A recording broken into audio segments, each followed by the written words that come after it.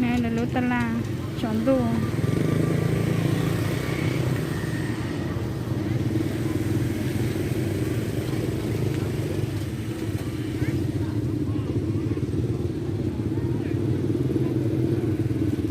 mình trông tiền nè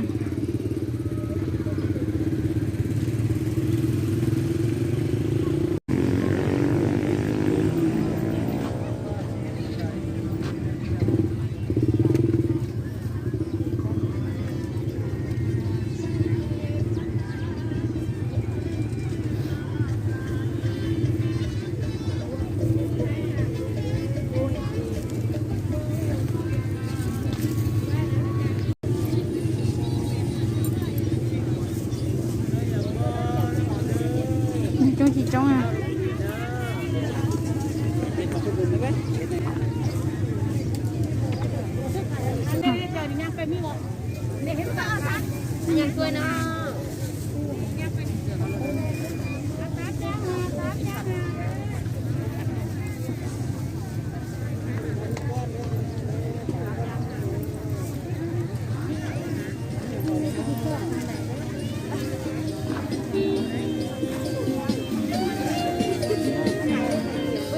hỏi chắc này nha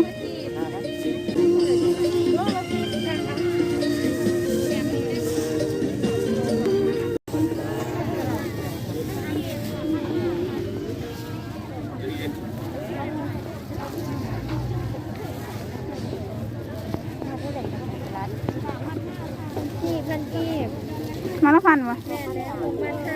รวมพันก็ได้เลย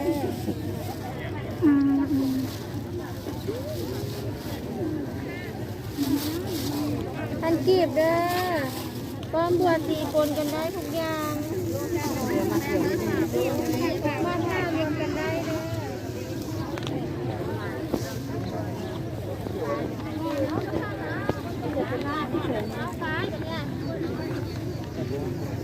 มันน่าชิเนี่ย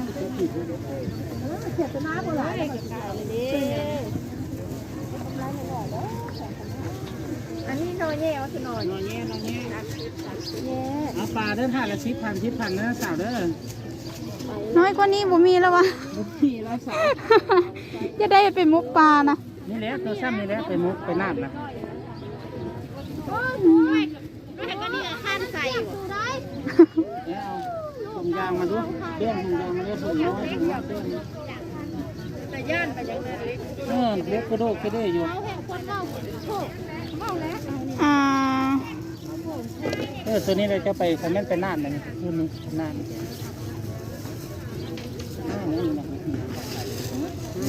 เจ้าตัวใดวะเจ้าตัวใหญ่น้อยนึงหรือเจ้าตัวน้อยวะเอาตัวนี้ก็ได้ตัวนี้ก็ได้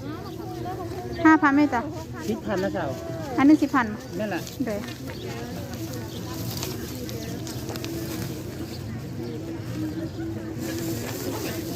ดอกแคนั่งขายจังเด๋ ใช่ ดอกแคนะ ถุงละ4,000ก็ได้ ของละ4,000นั่นแหละ ที่ทัดขีดเอาจะแม่ดอกนะ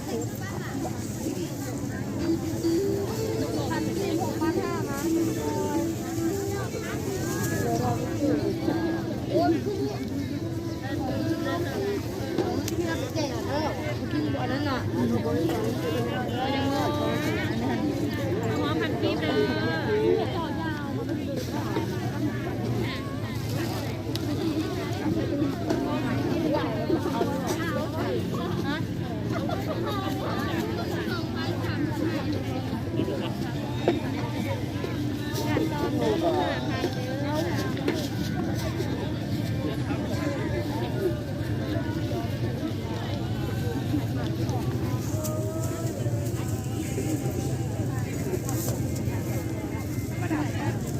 บเอาละ5,000อ่ะ2 อ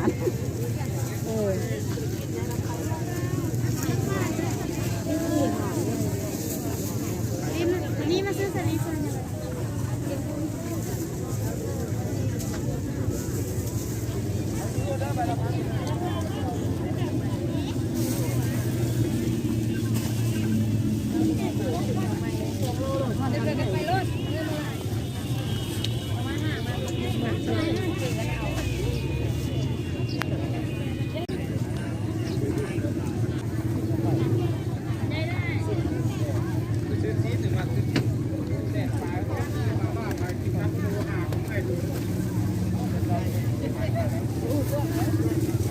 กินรอดปอดสอบแล้วลงไปหาขาเป็ดเด้อ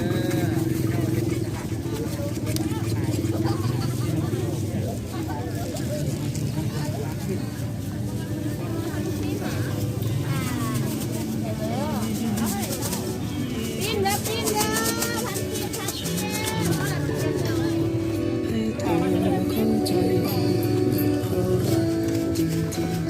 พันปิ้งพันปิ้ง 18,000เอา17กับ17เอาตัวน้ำดอกมาเบิ่งดู ปลาดุโลเท่าไหร่ 18,000 17,000 7,000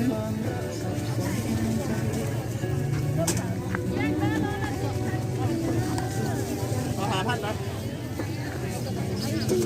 เอา10,000หมดเลย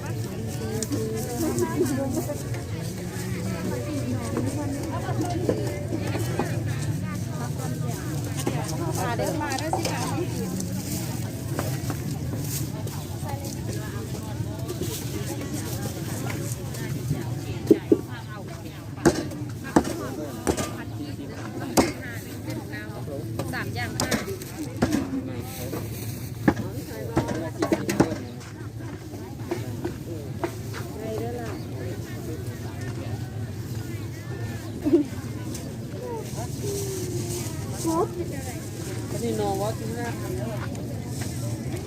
ปลานี้ตัวน้อยนี่ขายจังได๋ โล15,000 โล15 นี่ใส่บัวคือว่าบัวเห็นบ้านเลยสิ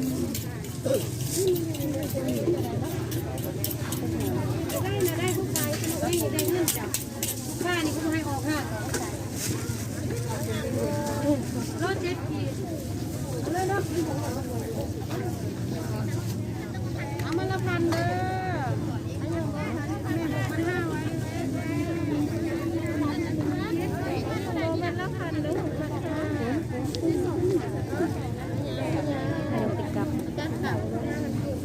ผักกาดขาวขายจังได๋กะหล่ำล่ะกะหล่ำโล12 อันหัวใหญ่ที่ไล่ลูกละ10อันน้อยไล่ลูกละโลหัวใหญ่ๆนี่เดียวเท่าไหร่เดี๋ยว 2พันก็ขีดละพัน ไก่โลนึงเลยสิบ่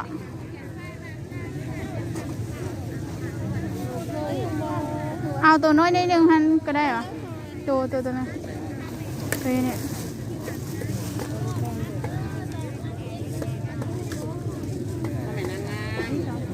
พอดีโลเอาตัวนั้นแหละ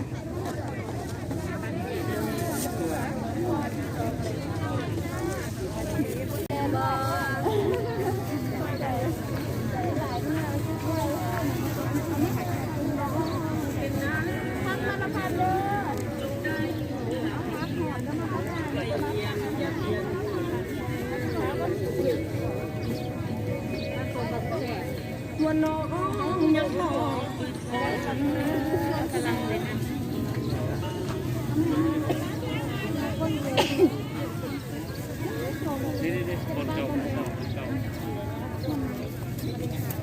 พันกีบเด้อพักหอมง่ายประกาศทำงานมากี่พันไหม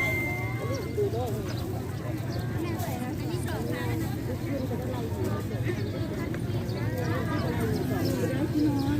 เยอะ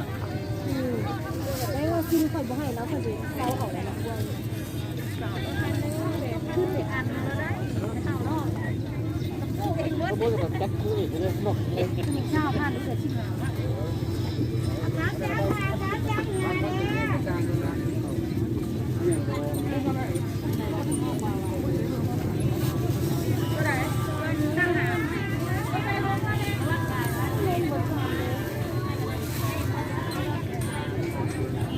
เรียกละ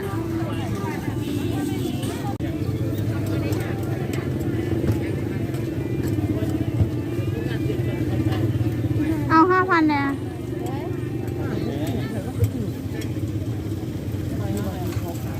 นี่น้ำเก่าอย่าเด้อ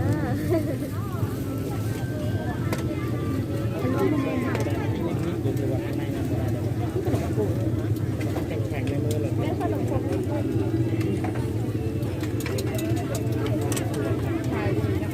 อันนี้ได้ขายดีกว่าขอเล็บต้นเจ้าเล่นเนี่ยทั้งโคยาเกะตะกายาเกะบางคนโอโล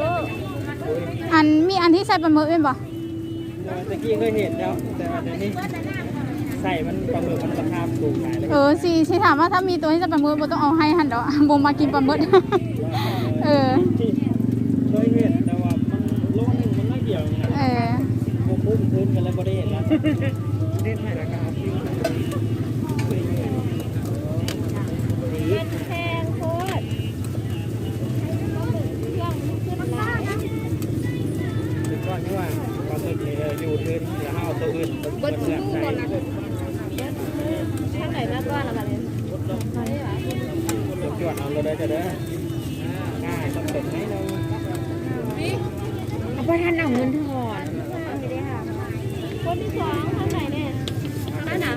นะจังก่อนเลย ข้างไหน5,000นะยาย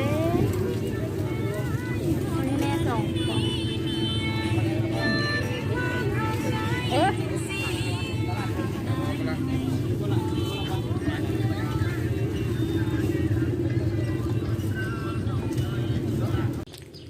น้อง